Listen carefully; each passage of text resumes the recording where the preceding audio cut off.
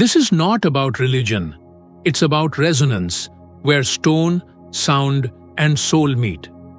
आप जिस मूर्ति के सामने हर दिन सिर झुकाते हैं, क्या वो सच में कोई देवता है या वो सिर्फ आपका ही प्रतिबिंब है? क्या हो अगर मैं कहूं, वो मूर्ति जो आपके घर के पूजा घर में रखी है या वो जो मंदिर में खड़ी है, दरअसल आप ही हैं। आप उसी चेतना को प्रणाम कर रहे होते हैं जो आपके भीतर पहले से मौजूद है। और शायद इसीलिए असली मंदिर कभी पत्थर का नहीं था, वो तो हमेशा आपके भीतर बना हुआ था।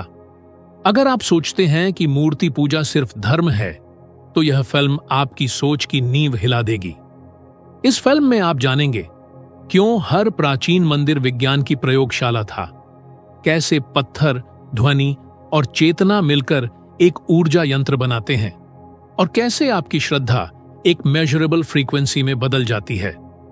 नासा के जियोफिजिकल डेटा, हार्वर्ड के न्यूरोसाइंस एक्सपेरिमेंट्स और MIT के अकूस्टिक्स रिसर्च ने यह दिखाया है कि ध्वनि, पत्थर और मानव चेतना एक ही रेजोनेंस फील्ड में कंपन करते हैं। अंत तक देखिए, क्योंकि जब विज्ञान और भक्ति मिलते हैं तब पत्थर भी बोलने लगते हैं। आज हम जानेंगे कैसे मूर्ति पूजा सिर्फ एक धार्मिक कर्म नहीं, बल्कि एक वैज्ञानिक तंत्र था, जहां हर मंत्र, हर घंटी, हर वास्तुकोण आपके मस्तिष्क और हृदय को एक कॉस्मिक रिदम से जोड़ने के लिए बनाया गया था। ये कहानी पत्थर से शुरू होती है और चेतना पर समाप्त होती है।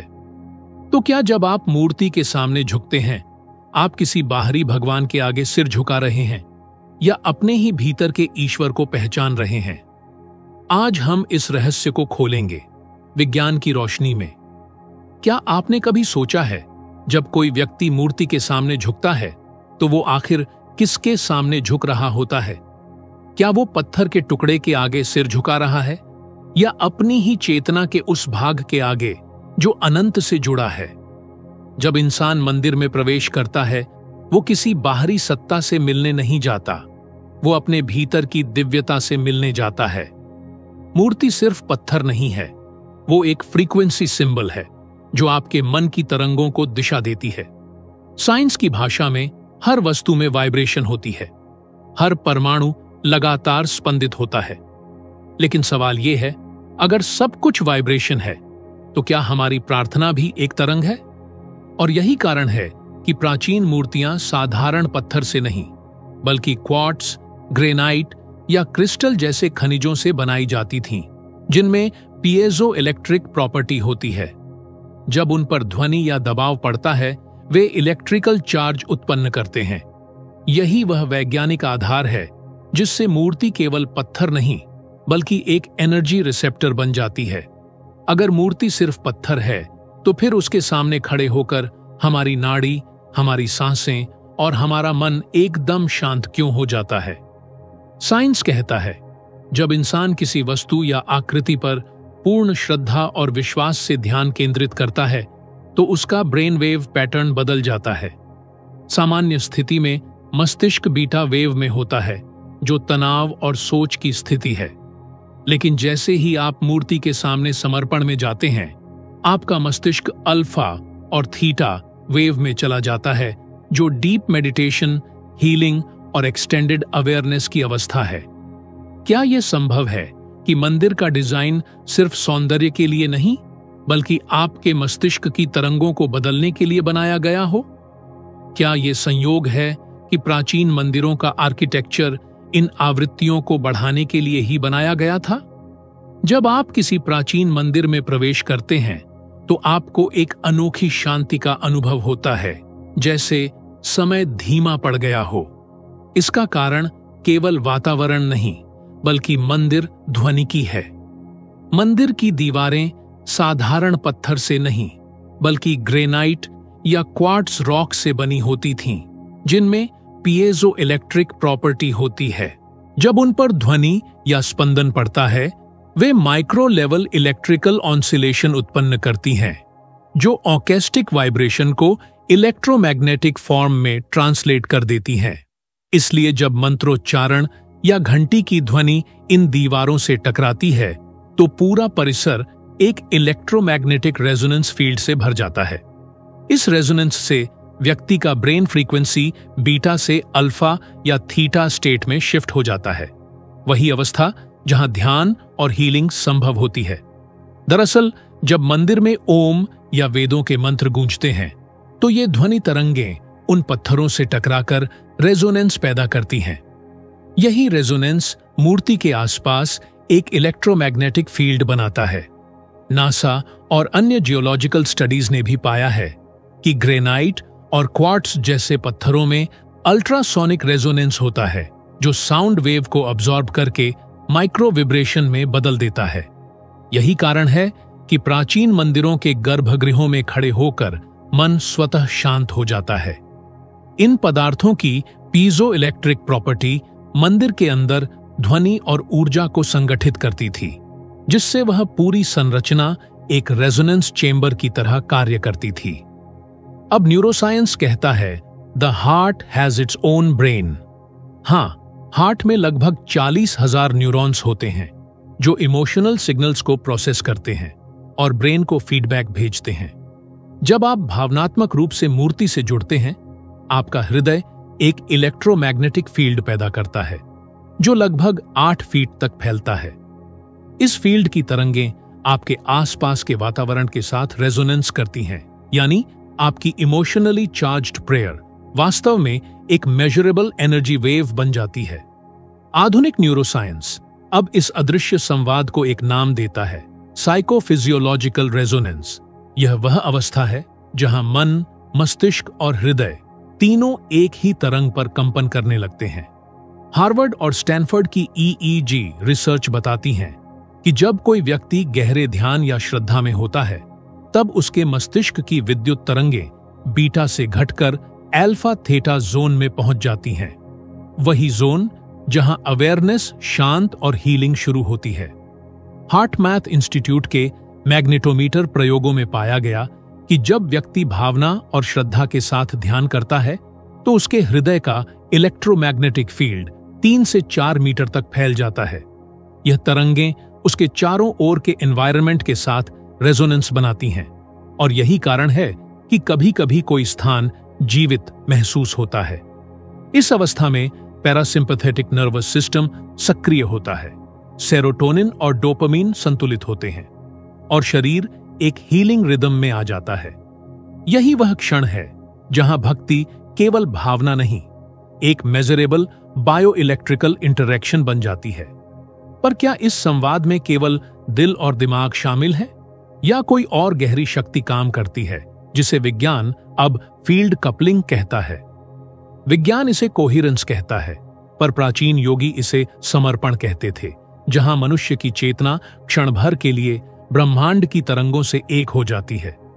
और शायद यही वह क्षण है जब विज्ञान और भक्ति एक दूसरे को पहचानने लगते हैं। तो क्या जब हम मूर्ति के सामने भाव से झुकते हैं, हम सच में यूनिवर्स से संवाद कर रहे होते हैं? और यही है वह पल जब कॉन्शियस माइंड, जो सवाल करता है, शांत हो जाता है और सबकॉन्शियस माइंड, जो ब्रह्मांड से जुड़ा है, सक्रिय हो उठता है। तब आपकी हर प्रार्थना, हर भावना एनर्जी पैटर्न बनकर यूनिवर्सल फील्ड में गूंजती है। इसीलिए कुछ लोगों की प्रार्थना तुरंत सुन ली जाती है, क्योंकि उनका मन, हृदय और आत्मा एक ही तरंग पर कंपन करते हैं। वो मूर्ति के सामने नहीं, अपने ही भीतर के ईश्वर के सामने झुके होते हैं। लेकिन क्या इस अदृश्य संवाद के पीछे कोई जैविक या भौतिक मैकेनिज्म भी काम करता है? अब सवाल सिर्फ विज्ञान का नहीं, एक जिम्मेदारी का है। क्या आप जानते हैं, सदियों से जिन लोगों ने सत्य को जाना, उन्होंने कभी उसे अपने तक सीमित नहीं रखा। बुद्ध, महावीर, यीशु, इन सब ने अपने जीवन की सारी सुख सुविधाएं त्याग दी, सिर्फ इसलिए कि एक और व्यक्ति जाग जाए, एक और आत्मा प्रकाश को पहचान ले। आज आपके पास वही अवसर है, बस फर्क इतना है कि अब आपको तपस्या नहीं करनी, न जंगल जाना है, न महलों को छोड़ना है। अगर आपको लगता है कि सोल साइंस सच को विज्ञान और चेतना की भाषा में दुनिया के सामने ला रहा है, तो इस ज्ञान को आगे बढ़ाइए। सिर्फ शेयर ही नहीं, अपने विचार और अनुभव कमेंट में लिखिए, ताकि हमें भी यह महसूस हो कि आपकी चेतना इस खोज में हमारे साथ चल रही है, क्योंकि हर कमेंट, हर शब्द एक नई ऊर्जा बनकर लौटता है जो हमें प्रेरित करता है कि सत्य को और गहराई से खोजा जाए और भी स्पष्टता से आपके सामने रखा जाए। सत्य तभी जीवित रहता है जब उसे बांटा जाए, और शायद आज यही बांटना आपकी अपनी साधना बन जाए। और यही प्रश्न हमें अगले रहस्य तक ले जाता है। क्या मूर्ति वास्तव में ह्यूमन बॉडी का प्रोजेक्शन है? क्या उसकी मुद्रा, अनुपात और ज्योमेट्री वास्तव में हमारे मस्तिष्क और ऊर्जा केंद्रों की ब्लूप्रिंट से मेल खाती है? प्राचीन ऋषि कहते थे, यत् पिंडे तत् ब्रह्मांडे। जो ब्रह्मांड में है वही मानव शरीर में है। इसलिए मूर्ति केवल धार्मिक प्रतीक नहीं, बल्कि मानव ऊर्जा संरचना का सूक्ष्म प्रतिरूप थी। हर मुद्रा, हर हाव भाव एक एनर्जी सर्किट का हिस्सा था। जब साधक किसी रूप पर ध्यान केंद्रित करता है तो दृष्टि, श्वास और चेतना एक ही बिंदु पर आकर मिल जाते हैं। यही धारणा से ध्यान तक की यात्रा है। जब किसी मूर्ति की प्राण प्रतिष्ठा होती है तब वह पत्थर नहीं रहता, वह मानव और ब्रह्मांडीय ऊर्जा का संगम बिंदु बन जाता है। आधुनिक भौतिकी भी मानती है कि हर आकृति अपनी विशिष्ट आवृत्ति उत्पन्न करती है। नासा के जियोलॉजिकल डेटा सेट सुजेस्ट करते हैं कि सुनियोजित शेप्स स्थानीय इलेक्ट्रोमैग्नेटिक पैटर्न को प्रभावित कर सकती है। यही कारण था कि मंदिर गोल्डन रेशियो और वैदिक जियोमेट्री पर बनाए गए, ताकि उनका वाइब्रेशन मानव शरीर की नेचुरल फ्रीक्वेंसी से मेल खा सके। हार्वर्ड और पार्मा इंस्टीट्यूट के एक्सपेरिमेंट्स बताते हैं कि हमारे मस्तिष्क में मिरर न्यूरॉन्स नामक कोशिकाएं होती हैं। जब हम किसी मुद्रा या भाव को देखते हैं तो वही न्यूरल पैटर्न हमारे भीतर भी सक्रिय हो जाता है। इसलिए जब आप शांति या करुणा से भरी मूर्ति को देखते हैं तो वही भावना आपके भीतर के न्यूरॉन्स में जीवित हो उठती है। यही कारण है कि प्राचीन योगी कहते थे, जिस रूप को देखो वैसा ही हो जाओ। और आज का विज्ञान कहता है, mirror neurons encode the scene emotion. इस प्रकार मूर्ति केवल बाहर नहीं बदलती, वह आपके भीतर के सर्किटरी को पुनः व्यवस्थित करती है। यही वह क्षण है जहां रूप, ऊर्जा और चेतना एक दूसरे को पहचानने लगते हैं। और यही कारण है कि रूप तब तक अधूरा है जब तक उसमें ध्वनि का स्पंदन न भरे। जब ओम या बीज मंत्र उस रूप में प्रवाहित होते हैं तब वह फ्रीक्वेंसी स्टोन स्ट्रक्चर को जीवन देती है। वहीं से शुरू होता है ध्वनि का विज्ञान। हर शब्द, हर उच्चारण एक तरंग है। आधुनिक भौतिकी कहती है, एवरीथिंग वाइब्रेट्स। नासा के एसोहो और ऐसा के प्लैंक मिशन ने दिखाया है कि पूरा ब्रह्मांड कॉस्मिक माइक्रोवेव बैकग्राउंड में कंपन कर रहा है, यानी अस्तित्व का मूल स्वर ही ध्वनि है। योग दर्शन में भी कहा गया, नाद ब्रह्म, सारा ब्रह्मांड नादमय है। जब किसी मूर्ति के सामने मंत्र उच्चारित किए जाते हैं तो वे केवल वायु में नहीं फैलते, वे पत्थर, धातु और मानव कोशिकाओं तक कंपन पहुंचाते हैं। हार्वर्ड बायोफिजिक्स और MIT अकूस्टिक्स के प्रयोगों ने दिखाया कि विशिष्ट ध्वनि आवृत्तियां जैसे 432 हर्ट्ज या 528 हर्ट्ज जल के क्रिस्टल, DNA स्ट्रक्चर और न्यूरोनल फायरिंग पैटर्न्स को प्रभावित कर सकती हैं। जब व्यक्ति ओम या किसी बीज मंत्र का उच्चारण करता है तो उसके शरीर की तरंगें वातावरण की तरंगों से समस्वर हो जाती हैं। यही रेजोनेंस मूर्ति के चारों ओर एक कोहेरेंट एनर्जी फील्ड रच देता है। मंदिरों में घंटी, शंख और मंत्रोच्चारण का उद्देश्य भी यही था, स्थान के इलेक्ट्रोमैग्नेटिक पैटर्न को ट्यून करना, ताकि साधक की चेतना उस फ्रीक्वेंसी के साथ अलाइन हो जाए। प्राण प्रतिष्ठा का अर्थ कभी भी मूर्ति में प्राण डालना नहीं था, बल्कि अपनी चेतना को उस रूप में विलीन करना था। जब साधक ध्वनि के माध्यम से ध्यान करता है तो उसका प्राण और मूर्ति की तरंग एक हो जाती है। इसी एकता को एंशिएंट योगीस ने कहा, देवता की उपस्थिति। मूर्ति जीवंत हो उठती है क्योंकि साधक की चेतना उसे जीवन देती है।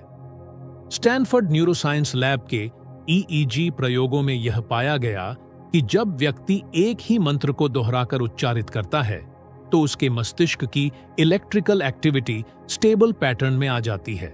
इसे कहा जाता है न्यूरल एंट्रेनमेंट। इस अवस्था में मनुष्य और ध्वनि एक ही लय में कंपन करते हैं। मूर्ति, साधक और ब्रह्मांड एक चेतना में विलीन हो जाते हैं। प्राचीन योगियों के लिए मूर्ति, मंत्र और मन तीनों एक ही साधना थे। मूर्ति रूप का केंद्र थी, मंत्र ध्वनि का माध्यम था और मन श्रद्धा का प्रवाह। जब ये तीनों एक हो जाते हैं तो पत्थर चेतना का प्रतीक बन जाता है। विज्ञान भी अब कहता है, विब्रेशन इज क्रिएशन। मूर्ति और मंत्र चेतना के दो पहिए थे, पर योगियों ने तीसरा पहिया भी जोड़ा, स्थान। वह स्थान जहां रूप और ध्वनि दोनों स्थिर रह सके, वही स्थान कहलाया मंदिर। अब जानते हैं कैसे मंदिर का हर पत्थर और हर आयाम एक बायो इलेक्ट्रोमैग्नेटिक रेजोनेंस फील्ड बनाता था। अगर मंदिर पृथ्वी की नाड़ियों पर बनाए गए तो क्या इसका मतलब यह है कि धरती स्वयं एक जीवित नेटवर्क है? अब कल्पना कीजिए, मूर्ति केवल मानव शरीर की ब्लूप्रिंट नहीं, बल्कि पूरा मंदिर भी उसी बायो आर्किटेक्चर पर बना है। जैसे हमारे शरीर में 7 ऊर्जा केंद्र, 7 चक्र होते हैं, वैसे ही मंदिर में भी 7 ऊर्जा स्तर होते हैं। गर्भगृह यानी सैंक्टुम सहस्रार चक्र का प्रतीक है, जहां ऊर्जा सबसे सूक्ष्म रूप में रहती है, और मंदिर का द्वार मूलाधार की तरह यात्रा की शुरुआत दर्शाता है। मंदिर की बनावट मानव ऊर्जा प्रवाह के अनुरूप होती है। गर्भगृह की गहराई, शिखर की ऊंचाई और प्रवेश की दिशा सब इस तरह से डिजाइन किए जाते थे कि ऊर्जा का प्रवाह शरीर की कुंडलिनी यात्रा जैसा हो। जब भक्त मूर्ति तक पहुंचता है, वह बाहरी ईश्वर तक नहीं, अपने भीतर के सहस्रार तक पहुंच रहा होता है। प्राचीन भारत के वास्तुशास्त्र में कहा गया, मंदिर ईश्वर का घर नहीं, ऊर्जा का घर है। मंदिर की नींव से लेकर शिखर तक हर भाग विशिष्ट गणना और खगोलीय कोणों पर आधारित होता था। गर्भगृह वह केंद्र था जहां पृथ्वी की चुंबकीय रेखाएं और सूर्य की किरणें एक विशेष कोण पर मिलती थीं। इसीलिए जैसे ही व्यक्ति मंदिर में प्रवेश करता, उसके शरीर की तरंगें धरती की तरंगों से सामंजस्य बना लेती थीं और मन स्वतः शांत हो जाता था। नासा और ISRO के मैग्नेटोमीटर डेटा सुझाते हैं कि अधिकांश प्राचीन मंदिर पृथ्वी के जियोमैग्नेटिक इक्वेटोर या हाई फ्लक्स जोन पर स्थित थे। यह संयोग नहीं, सटीक गणना थी। मंदिर का शिखर एंटेना की तरह कॉस्मिक रेडिएशन को रिसीव कर गर्भगृह में फोकस करता था, जहां मूर्ति एनर्जी कोर स्थापित थी। क्या आपने कभी गौर किया है, ज्यादातर मूर्तियों की मुद्रा, हाथों की स्थिति, मुद्रा, आंखों का झुकाव, स्पाइन का कर्व और सिर के ऊपर की आकृति, सभी कुछ किसी लॉजिक के साथ बने होते हैं? ये केवल कला नहीं, मानव शरीर की एनर्जी जियोमेट्री का सटीक प्रतिनिधित्व है। प्राचीन मूर्तिकार शिल्प शास्त्र के अनुसार मूर्ति नहीं बनाते थे, वे एक एनर्जी डायग्राम बनाते थे जो ह्यूमन बॉडीज इलेक्ट्रोमैग्नेटिक सिस्टम से मेल खाता है।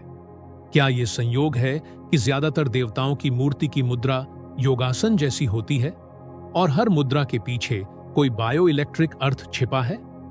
मॉडर्न साइंस आज मान चुकी है कि मानव शरीर लगातार इलेक्ट्रोमैग्नेटिक फील्ड उत्पन्न करता है।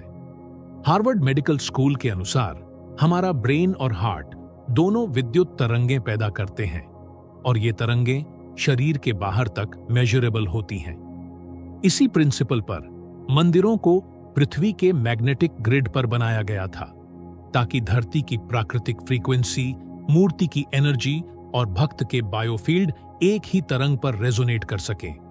लेकिन मंदिर की असली शक्ति केवल उसकी बाहरी बनावट में नहीं, उसके केंद्र गर्भगृह में छिपी होती है। यही वह स्थान है जहां ऊर्जा सबसे घनी होती है। पृथ्वी के भीतर अनगिनत मैग्नेटिक करंट्स बहते हैं, जिन्हें मॉडर्न साइंस जियोमैग्नेटिक लाइंस कहती है, और प्राचीन ऋषि ने इन्हें नाड़ी मंडल कहा था। जैसे हमारे शरीर में नाड़ियां प्राण प्रवाह नियंत्रित करती हैं, वैसे ही ये धरती की ऊर्जा रेखाएं भी स्थलों की फ्रीक्वेंसी तय करती है। प्राचीन मंदिर इन्हीं विशेष बिंदुओं पर बनाए जाते थे, जहां 2 या अधिक जियोमैग्नेटिक लाइंस आपस में मिलती थीं, जिसे आज साइंस हाई एंजॉय वॉर्टेक्स कहता है। गर्भगृह को ठीक उस बिंदु पर स्थापित किया जाता था जहां ऊर्जा सबसे स्थिर और शक्तिशाली होती थी। मोटी पत्थर की दीवारें और बंद संरचना वहां एक रेजोनेंस चैम्बर बनाती थीं, जिससे वह ऊर्जा केंद्रित होकर मूर्ति के चारों ओर इलेक्ट्रोमैग्नेटिक डोम बना देती थी। यह वही सब्टिल डोम है जो व्यक्ति के सूक्ष्म शरीर सब्टिल बॉडी के साथ इंटरैक्शन करता है। कैम्ब्रिज यूनिवर्सिटी और हार्ट मैथ के प्रयोग बताते हैं कि जब मनुष्य उच्च फ्रीक्वेंसी वाले स्थानों में खड़ा होता है तो उसके हृदय की कोहेरेंस और न्यूरल स्टेबिलिटी बढ़ जाती है। यही कारण है कि अधिकांश भक्त कहते हैं, मंदिर में पैर रखते ही मन शांत हो गया। यह भक्ति का भ्रम नहीं, एक बायो इलेक्ट्रोमैग्नेटिक रिस्पॉन्स है। जब कोई भक्त गर्भगृह में खड़ा होकर आंखें बंद करता है तो उसका हार्ट बीट और ब्रेन वेव धीरे धीरे उस स्थान की फ्रीक्वेंसी से सिंक्रोनाइज होने लगते हैं, और वहीं घटता है दर्शन का असली रहस्य, जहां देखने वाला और देखा जाने वाला दोनों एक हो जाते हैं। मंदिर का सबसे गूंजता हुआ शब्द है दर्शन। लेकिन क्या आपने कभी सोचा है, दर्शन केवल आंखों से देखना नहीं बल्कि चेतना से अनुभव करना है। जब आपकी दृष्टि मूर्ति पर टिकती है तो रेटिना केवल प्रकाश नहीं पकड़ती, वह न्यूरल सिग्नल के माध्यम से आपके लिम्बिक सिस्टम को सक्रिय करती है। और यदि यह दृष्टि श्रद्धा और सरेंडर से भरी हो तो ब्रेन के भीतर बीटा वेवज घटने लगती है और अल्फा थेटा वेवज बढ़ने लगती हैं। यानी देखना अब केवल ऑप्टिकल एक्ट नहीं रहता, यह भावनात्मक रिजोनेंस बन जाता है। यहीं से शुरू होता है वास्तविक दर्शन, जहां देखने वाला और देखा जाने वाला दोनों एक ऊर्जा तरंग में जुड़ जाते हैं। मूर्ति उस रेजोनेंस को प्रसारित करती है, मंदिर का आर्किटेक्चर उसे एम्प्लीफाई करता है और आपकी आंखें उसे ग्रहण करती हैं। यह एक परफेक्ट फीडबैक लूप है, एनर्जी फील्ड से निकलकर परसेप्शन तक और परसेप्शन से वापस फील्ड तक। इसलिए कहा गया, दर्शन में ईश्वर को नहीं देखा जाता, ईश्वर के माध्यम से स्वयं को देखा जाता है। MIT न्यूरो लैब के EEG डेटा बताते हैं कि जब व्यक्ति मंदिर या किसी शांत स्थान पर कुछ क्षण मौन खड़ा रहता है तो उसके मस्तिष्क का डिफॉल्ट मोड नेटवर्क, जो निरंतर सोचता रहता है, धीरे धीरे शांत हो जाता है। लिम्बिक सिस्टम, जो भावनाओं को नियंत्रित करता है, सक्रिय होकर सेरोटोनिन और डोपामाइन को संतुलित करता है। इसलिए मंदिर में खड़े होकर अक्सर आंखों में आंसू या हल्कापन महसूस होता है। यह भावनात्मक असंतुलन नहीं बल्कि न्यूरल हार्मोनाइजेशन का संकेत है। आधुनिक न्यूरोसाइंस भी यही कहती है, जब कोई व्यक्ति डिवोशन और ग्रेटिट्यूड की अवस्था में देखता है तो उसके अमिग्डला और हाइपोथैलेमस शांत हो जाते हैं, प्रीफ्रंटल कॉर्टेक्स सक्रिय हो जाता है और हृदय तरंगें कोहेरेंट पैटर्न में आने लगती हैं। यही कारण है कि कभी कभी भक्त कहते हैं, मैंने देखा नहीं, महसूस किया। क्वांटम स्टडीज इसे ऑब्जर्वेशन इफेक्ट कहती हैं। जब आप श्रद्धा से देखते हैं तो आपकी कॉन्शियसनेस स्वयं रियलिटी को शेप करने लगती है। इसीलिए दर्शन केवल आंखों का एक्ट नहीं, कॉन्शियसनेस का वाइब्रेशन है, जहां मूर्ति, मंदिर और मन तीनों एक ही लय में कंपन करने लगते हैं। यही सोल साइंस कहता है, दर्शन वही क्षण है जहां विज्ञान और भक्ति एक हो जाते हैं। जब दृष्टि भीतर उतरती है तो मनुष्य समझता है, सबसे पवित्र मंदिर मेरे भीतर है। कुछ मंदिर केवल पृथ्वी की ऊर्जा से ही नहीं बल्कि आकाशीय नक्षत्रों से भी जुड़े होते थे। कोणार्क सूर्य मंदिर को इस तरह डिजाइन किया गया कि सूर्य की पहली किरण सीधे गर्भगृह में प्रवेश करे। मीनाक्षी मंदिर का मुख्य गर्भगृह ओरायन कॉन्स्टेलेशन की दिशा में अलाइंड है और तिरुपति बालाजी का मंदिर पृथ्वी के जियोमैग्नेटिक इक्वेटर पर स्थित है। यानी मूर्ति केवल एक प्रतीक नहीं, वह एक रिसीवर है जो कॉस्मिक वाइब्रेशन को पृथ्वी पर एंकर करती है। कई मंदिरों की संरचना इस तरह से रची गई कि वर्ष के किसी विशेष दिन सूर्य की पहली किरण सीधे मूर्ति पर पड़े। यह सिर्फ कला नहीं थी, यह सोलर जियोमेट्री थी, जहां सूर्य ऊर्जा और पृथ्वी ऊर्जा का संयोग ठीक वहीं होता था जहां भक्त प्रार्थना करता था। और यही कारण है कि जब भक्त उस चैम्बर में प्रवेश करता है तो उसे केवल ईश्वर नहीं, अपनी ही चेतना का स्पंदन सुनाई देने लगता है। यह पोर्टल ऑफ डिवाइन कॉन्शियसनेस कोई कल्पना नहीं बल्कि पृथ्वी और ब्रह्मांड के बीच का एक जीवंत सेतु है। मंदिरों में रखी मूर्तियों का डिजाइन इस तरह से बनाया गया था कि जब व्यक्ति उसके सामने ध्यान करे तो उसकी इंटरनल फ्रीक्वेंसी मूर्ति की सिमेट्री और जियोमेट्री से मैच होने लगे। यह फेनोमेनो कहलाता है रेजोनेंस एंट्रेनमेंट। जब दो फ्रीक्वेंसी सिस्टम्स एक समान पैटर्न में कंपन करने लगते हैं तो एनर्जी ट्रांसफर बढ़ जाता है। यही कारण है कि प्राचीन मंदिरों में प्रवेश करने से पहले जूते उतारे जाते हैं ताकि शरीर सीधा धरती के मैग्नेटिक फील्ड से जुड़ सके। नंगे पैर चलने से शरीर का बायो इलेक्ट्रिक सर्किट पृथ्वी की ग्राउंडिंग एनर्जी से सिंक्रोनाइज होता है, जिससे नर्वस सिस्टम इंस्टेंटली कैल्म हो जाता है। क्या यही कारण है कि कुछ स्थानों पर खड़े होकर ही मन शांति महसूस करता है, जैसे वहां कोई सबटिल वाइब्रेशन हो? हर मूर्ति की मुद्रा, पोस्ट्योर का सीधा संबंध हमारे ऑटोनॉमस नर्वस सिस्टम से होता है। जब व्यक्ति मूर्ति की मुद्रा के समान अवस्था में ध्यान करता है तो उसका वेगस नर्व एक्टिवेट होता है, जो शरीर में रिलैक्सेशन रिस्पॉन्स और हीलिंग हार्मोन्स रिलीज करता है। इसी क्षण शरीर के बायो इलेक्ट्रिक करंट्स सुब्टिल रूप से मूर्ति की फ्रीक्वेंसी से सिंक्रोनाइज होते हैं। प्राचीन मूर्तिकारों ने यही रेजोनेंस पकड़ने के लिए पोस्चर, मुद्रा और स्पाइन कर्वेचर को एनर्जी फ्लो के अनुसार डिजाइन किया था, ठीक वैसे ही जैसे एक एंटीना को स्पेसिफिक एंगल पर रखा जाता है ताकि सिग्नल क्लैरिटी अधिक हो। उदाहरण के लिए बुद्ध की ध्यान मुद्रा डॉर्सल वेगल काल्म स्टेट को ट्रिगर करती है। नटराज की मुद्रा स्पाइनल ऑसिलेशन और बैलेंस से जुड़ी है। शिवलिंग का स्वरूप ह्यूमन पाइनियल ग्लैंड का सिंबॉलिक प्रोजेक्शन है। पर सवाल उठता है, क्या ये केवल प्रतीक हैं या एंशिएंट बिल्डर्स को हमारी बायोलॉजिकल फ्रीक्वेंसीज का वास्तविक ज्ञान था? न्यूरो एनाटॉमी के अनुसार हमारे ब्रेन का लिम्बिक सिस्टम, जो भावनाएं और डिवोशन महसूस करता है, विजुअल सिंबल्स से गहराई से जुड़ा होता है।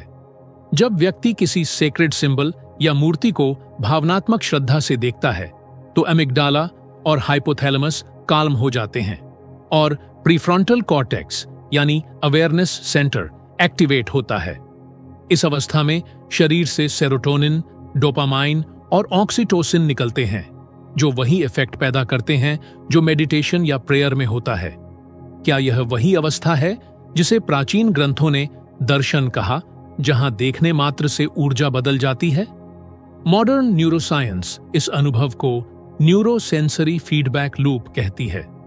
जब आंखें किसी सेक्रेड जियोमेट्री या फिगर को डिवोशन के साथ देखती हैं, तो ऑप्टिक नर्व्स के इलेक्ट्रिकल सिग्नल्स लिम्बिक सिस्टम में रिवर्बरेट करते हैं, जिससे एमिग्डाला, काल्म और प्रीफ्रंटल कॉर्टेक्स एक्टिव होता है। यही कारण है कि दर्शन के समय इंस्टेंट काल्मनेस और इमोशनल रिलीज महसूस होता है। एंशिएंट इंडियन टेम्पल्स में मूर्ति को हमेशा गर्भगृह सैंक्टम में रखा गया, जहां दीवारें घुमावदार और डोम लाइक होती थीं। मॉडर्न अकूस्टिक रिसर्च बताती है कि डोम स्ट्रक्चर्स स्टैंडिंग वेव्स उत्पन्न करते हैं। जब कोई व्यक्ति ओम, शिवाय या कोई भी मंत्र वहां बोलता है तो वह कंपन बढ़ाकर मूर्ति के चारों ओर घूमता है और वापस व्यक्ति के शरीर की रेजोनेंस फ्रीक्वेंसी को प्रभावित करता है। घंटी केवल पूजा का प्रतीक नहीं, वह एक प्रेसिजन फ्रीक्वेंसी ट्यूनर है।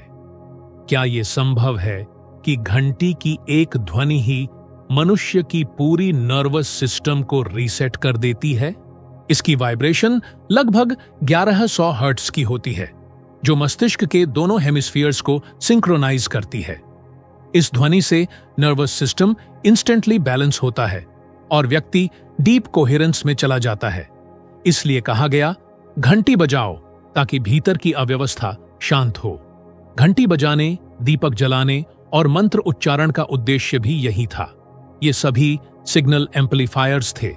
घंटी की ध्वनि मस्तिष्क के लेफ्ट और राइट हेमिस्फीयर को सिंक्रोनाइज करती है।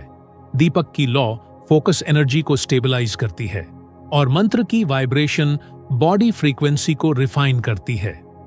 Harvard school of public health के अध्ययनों ने दिखाया कि जब हवा में धूप, घी के दीपक और मंत्र ध्वनि के सूक्ष्म कण फैलते हैं तो वातावरण में नेगेटिव आयॉन्स की मात्रा बढ़ जाती है, वही आयॉन्स जो झरनों या समुद्र की लहरों में पाए जाते हैं। ये नेगेटिव आयॉन्स सेरोटोनिन को संतुलित करते हैं, जिससे मन इंस्टेंटली काल्म और ऊर्जावान महसूस करता है।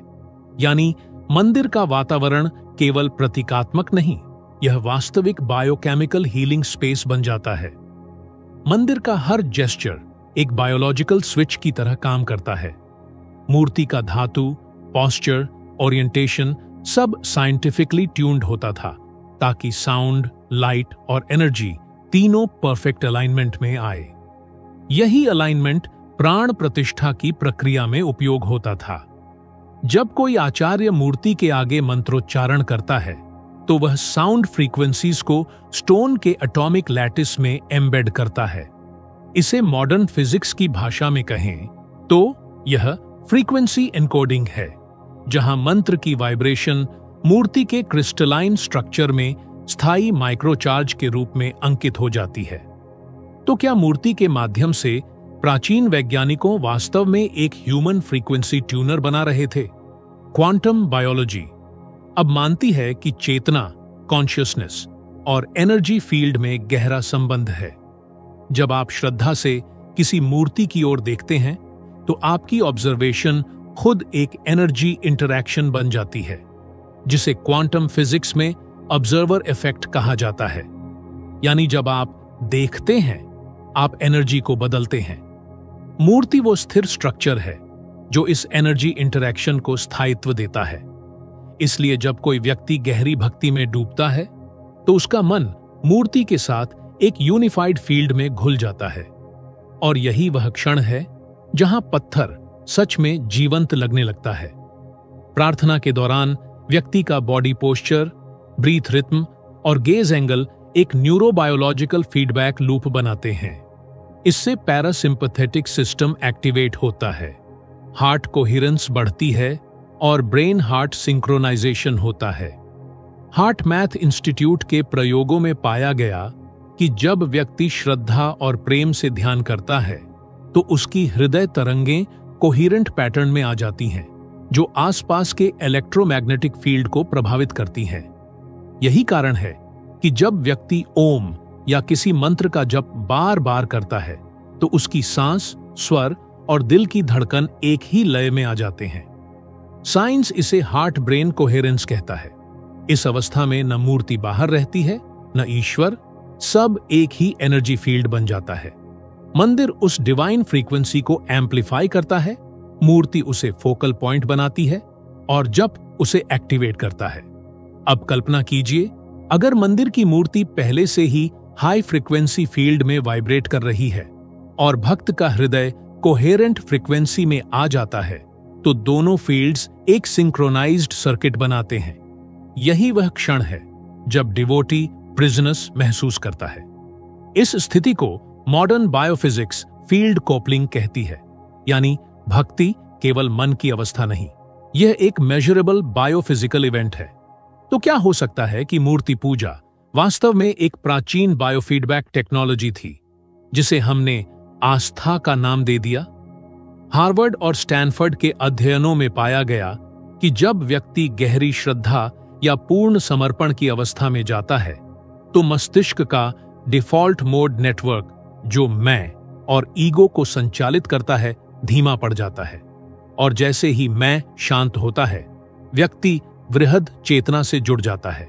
यह वह क्षण है जहां भक्ति किसी बाहरी शक्ति में नहीं, बल्कि अपने भीतर की ऊर्जा में विलीन हो जाती है। लेकिन अब सवाल उठता है, क्या यह डिवोशन सिर्फ भावना है या यह सचमुच रियलिटी को बदल सकती है? लेकिन अब विज्ञान यह कहने लगा है कि यह सब केवल भावनात्मक अनुभव नहीं, एक वास्तविक क्वांटम संवाद है। यह भाग स्पेकुलेटिव है, पर कई वैज्ञानिक जैसे सर रोजर पेनरोस और डॉक्टर स्टुअर्ट हैमरॉफ इसे चेतना के भौतिक स्वरूप से जोड़ते हैं। क्वांटम फिजिक्स के अनुसार ब्रह्मांड में कुछ भी निश्चित नहीं होता जब तक उसे देखा न जाए। इसका अर्थ यह नहीं कि हम दुनिया बनाते हैं, बल्कि यह कि चेतना ऊर्जा को दिशा देती है। जब आप श्रद्धा से देखते या झुकते हैं, आपकी चेतना उस कॉस्मिक फील्ड को सक्रिय कर देती है जहां संभावना वास्तविकता में बदल जाती है। क्वांटम फिजिक्स बताती है कि ब्रह्मांड में हर चीज एक इनविजिबल एनर्जी फील्ड से जुड़ी है, जिसे क्वांटम फील्ड कहा जाता है। वहां कोई पार्टिकल नहीं होता, केवल पॉसिबिलिटी होती है। जब आप गहरे भाव से कुछ चाहते हैं तो आपका मन उसी फील्ड में एक इंफॉर्मेशनल सिग्नल भेजता है। हार्टमैथ इंस्टीट्यूट और डॉक्टर जो डिसेंजा के प्रयोगों में पाया गया कि जब कोई व्यक्ति गहन भक्ति या ग्रेटिट्यूड की अवस्था में जाता है तो उसका हार्ट ब्रेन कोहेरेंस इतना बढ़ जाता है कि वह इलेक्ट्रोमैग्नेटिक सिग्नल उस यूनिवर्सल फील्ड को इन्फ्लुएंस करने लगता है। यानी आपकी प्रार्थना सिर्फ शब्द नहीं, एक फ्रीक्वेंसी होती है जो सचमुच स्पेस टाइम को प्रभावित कर सकती है। इसीलिए कहा गया, जब मन शुद्ध होता है तो ईश्वर उत्तर देता है, क्योंकि एनर्जी फील्ड शब्द नहीं, केवल तरंगें समझती है। साइंस कहता है हर वस्तु, हर विचार, हर भावना एक तरंग है, और योग कहता है हर तरंग में चेतना है। जब दोनों एक साथ समझे जाते हैं तो फेथ अब कोई अंधविश्वास नहीं रह जाता, वह एक वैज्ञानिक प्रक्रिया बन जाती है। जिस क्षण आप विश्वास करते हैं, आपका मस्तिष्क और हृदय एक विशेष फ्रीक्वेंसी में कंपन करने लगते हैं। यही वह लय है जिसमें मूर्ति जीवंत लगती है, मंत्र प्रभावी होते हैं और मंदिर शांत कर देता है। जब कोई भक्त सच्चे मन से मूर्ति के आगे ध्यान करता है तो मंदिर की स्ट्रक्चर, ज्योमेट्री और साउंड वेव्स सब मिलकर उसकी कॉन्शियसनेस को अपलिफ्ट करते हैं। और जब इस क्षण भक्त की फ्रीक्वेंसी, मूर्ति की फ्रीक्वेंसी और मंदिर की फ्रीक्वेंसी तीनों एक हो जाती हैं, तो वहां केवल पूजा नहीं घटती, वहां एक क्वांटम रेजोनेंस बनता है। उस रेजोनेंस में समय रुक जाता है, मन खाली हो जाता है और अनुभव बचता है। यही वह स्थिति है जहां प्रार्थना बोली नहीं जाती, घटती है। कभी कभी इस रेजोनेंस का प्रभाव इतना गहरा होता है कि विज्ञान भी मौन हो जाता है। मूर्ति से सुगंध आना, दीपक का अपने आप जल उठना या किसी भक्त का अचानक ठीक हो जाना, ये सब किसी अलौकिक शक्ति के नहीं बल्कि एनर्जी सिंक्रोनाइजेशन के परिणाम हैं। जब मनुष्य, मूर्ति और मंदिर तीनों एक ही फ्रीक्वेंसी पर वाइब्रेट करते हैं तो ब्रह्मांड उस तरंग को एम्पलीफाई करता है। यही क्षण कहलाता है मिरेकल मोमेंट। पर जो घटता है वो चमत्कार नहीं, एक वैज्ञानिक घटना है जिसे हम अभी समझना शुरू ही कर रहे हैं। तो क्या मिरेकल वास्तव में जादू है या फ्रीक्वेंसीज का परफेक्ट अलाइनमेंट? मिरेकल कोई जादू नहीं, यह कंस्ट्रक्टिव इंटरफेरेंस का विज्ञान है। जैसे दो तरंगें मिलकर एक विशाल लहर बना देती हैं, वैसे ही तीन ऊर्जा स्रोतों का मेल एक्सपोनेंशियल वाइब्रेशन पैदा करता है। मंदिर जियोमेट्री से रेजोनेंस पकड़ता है, मूर्ति मंत्रों से चार्ज होती है और मनुष्य भावनाओं से फ्रीक्वेंसी उत्पन्न करता है। जब ये तीनों पूरी तरह से एक साथ हो जाते हैं तो वही क्षण देव उपस्थिति बन जाता है। मंदिर में प्रवेश करना केवल पूजा नहीं बल्कि एक बायो एनर्जेटिक रिचार्जिंग प्रोसेस है। यही कारण है कि कहा गया, देवालय वही है जहां देवता नहीं बल्कि चेतना प्रकट होती है। वास्तव में प्राचीन मंदिर एक जीवंत मशीन की तरह डिजाइन किए गए थे। मूर्ति उसका केंद्र, दीवारें उसका एम्पलीफायर, घंटी उसका ट्यूनर और जप उसका सॉफ्टवेयर। जब ये चारों एक साथ सक्रिय होते हैं तो चेतना की फ्रीक्वेंसी उठने लगती है। यही वह बिंदु है जहां मैं और ईश्वर के बीच की दूरी समाप्त हो जाती है। इसीलिए कहा गया, मंदिर कोई स्थापत्य नहीं, एक जीवंत प्रयोगशाला था जहां रूप, मूर्ति, ध्वनि, मंत्र और स्थान, मंदिर मिलकर मनुष्य की चेतना को उन्नत करते थे। विज्ञान कहता है एनर्जी कैन ओनली ट्रांसफॉर्म, और योग कहता है मंदिर वह स्थान है जहां मनुष्य सीमित से असीम हो जाता है। तो अब सवाल उठता है, क्या यह सब केवल प्रतीक है या एंशिएंट इंडिया वास्तव में एक बायो एनर्जेटिक सिविलाइजेशन थी जहां मंदिर आर्किटेक्चर, मांट्रा फ्रीक्वेंसी और ह्यूमन फिजियोलॉजी तीनों को एक यूनिफाइड फील्ड के रूप में समझा गया था। आधुनिक भौतिकी आज जिस क्वांटम फील्ड की बात करती है, संभव है वही प्राण के रूप में हजारों साल पहले जाना गया था।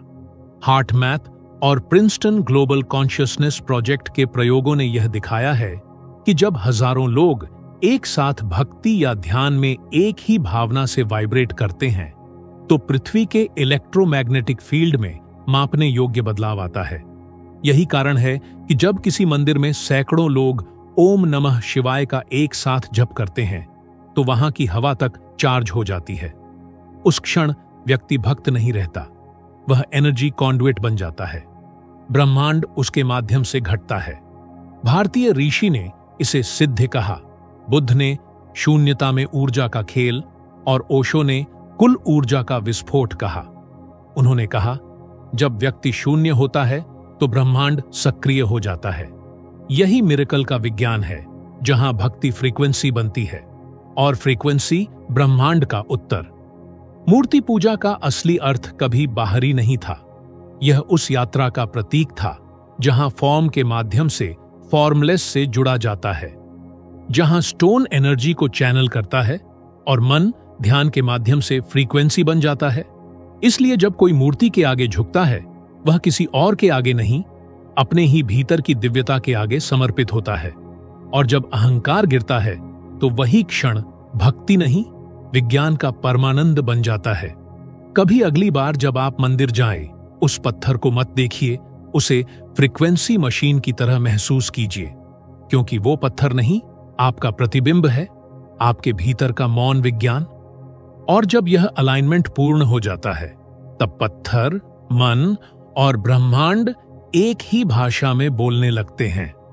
और जब यह प्रतिबिंब साफ हो जाता है तब कोई चमत्कार नहीं घटता, बल्कि वही घटता है जो होना ही था। क्योंकि उस क्षण आप और ब्रह्मांड अलग नहीं रहते, आप दोनों एक ही लय में कंपन करते हैं। यही वह लय है जिसे हमारे ऋषि ने ओम कहा था, सृष्टि की मूल ध्वनि, जहां विज्ञान और चेतना एक हो जाते हैं। क्योंकि जब आप मूर्ति के सामने झुकते हैं तो आप किसी बाहरी भगवान से नहीं, उसी क्वांटम फील्ड से संवाद कर रहे होते हैं, जहां से आपकी हर भावना जन्म लेती है। प्राचीन योगी ने इस अवस्था को संयम कहा और आधुनिक विज्ञान इसे कोहेरेंस कहता है। दोनों का अर्थ एक ही है, जब चेतना और ऊर्जा एक ही लय में नृत्य करती है। और यही वह क्षण है जहां फेथ फ्रीक्वेंसी बन जाता है और विज्ञान स्वयं प्रार्थना बन जाता है। सदियों से मनुष्य ने इस ऊर्जा को अलग अलग नाम दिए। कोई उसे ईश्वर कहता है, कोई अल्लाह, कोई बुद्ध, कोई यूनिवर्स। कभी यह ऊर्जा मक्का की काबा में अनुभव की जाती है, कभी गिरजाघर की प्रार्थना में, कभी मंदिर के गर्भगृह में। रूप अलग हैं, पर तरंग एक ही है। हर स्थान जहां मन श्रद्धा से झुकता है वही फ्रीक्वेंसी फील्ड बन जाता है। परंतु जब विज्ञान इसे फ्रीक्वेंसी कहता है और योग इसे चेतना, तब दोनों एक ही सत्य की ओर इशारा करते हैं। मूर्ति, मंत्र और मंदिर तीनों उस एक अदृश्य ऊर्जा के प्रतीक हैं जो सबको जोड़ती है। ईश्वर कहीं बाहर नहीं है, वह उसी वाइब्रेशन में सांस ले रहा है जिसे आपका दिल हर पल उत्पन्न करता है। कहा जाता है, जब कोई साधक सच्चे भाव से मूर्ति के सामने बैठता है तो एक समय आता है जब वो मूर्ति पत्थर नहीं रहती, वो सजीव ऊर्जा का केंद्र बन जाती है। अब सवाल है, क्या सच में मूर्ति बोल सकती है? क्या कोई निर्जीव प्रतिमा ऊर्जा उत्पन्न कर सकती है? क्वांटम फिजिक्स कहती है, हर वस्तु, हर अणु, हर परमाणु वाइब्रेशन से बना है। यहां तक कि पत्थर भी माइक्रोस्कोपिक लेवल पर निरंतर हिलते हैं, यानी उनके भीतर भी एनर्जी ऑसिलेशन होती है। जब कोई व्यक्ति गहरे ध्यान और श्रद्धा से उस मूर्ति को देखता है तो उसकी चेतना की फ्रीक्वेंसी उस पत्थर की सटल वाइब्रेशन से सिंक्रोनाइज होने लगती है। और जब यह रेजोनेंस पूर्ण होता है तब घटता है energy transfer through conscious resonance. यह वही क्षण है जब मूर्ति उत्तर देती है, पर वो उत्तर बाहर से नहीं, भीतर से आता है। जो स्वर साधक को सुनाई देता है वो किसी देवता की आवाज नहीं, बल्कि उसकी अपनी उच्च चेतना की गूंज होती है। प्राचीन मंदिरों के गर्भगृह इसी रहस्य पर आधारित थे। वे रेजोनेंस चैम्बर की तरह काम करते थे। जब कोई सच्चा भक्त वहां बैठता तो उसकी चेतना तुरंत उच्च तरंग पर पहुंच जाती। वो रोने लगता, कांपता, आनंद में डूब जाता। और जब ये अवस्था आती है तो पत्थर भी बोलने लगता है, क्योंकि अब देखने वाला केवल मनुष्य नहीं रहता, वो स्वयं चेतना बन चुका होता है। यही वह अंतिम सत्य है। मूर्ति कभी बोलती नहीं, चेतना स्वयं अपनी भाषा में उत्तर देती है। और जब साधक इसे पहचान लेता है तब पूजा समाप्त नहीं होती, पूजा साधक के भीतर घटने लगती है। अब अपनी आंखें बंद करें और अपने पूरे शरीर को उस चेतना के रूप में महसूस करें। हर सांस के साथ अपने आप को बस होने की अवस्था में ले जाए, सब कुछ भूल जाए, नाम, विचार, समय, सब कुछ। सिर्फ इस ध्वनि को सुने और उसे अपने भीतर उतरने दें। जो भी महसूस हो उसे दिल से स्वीकार करें। और जब आप तैयार हों, अपना अनुभव कमेंट बॉक्स में जरूर लिखें। अगर संभव हो तो इस क्षण को ईयरफोन्स लगाकर महसूस करें। ओम नमः शिवाय, ओम नमः शिवाय, ओम नमः शिवाय, ओम नमः शिवाय, ओम नमः शिवाय, ओम नमः शिवाय।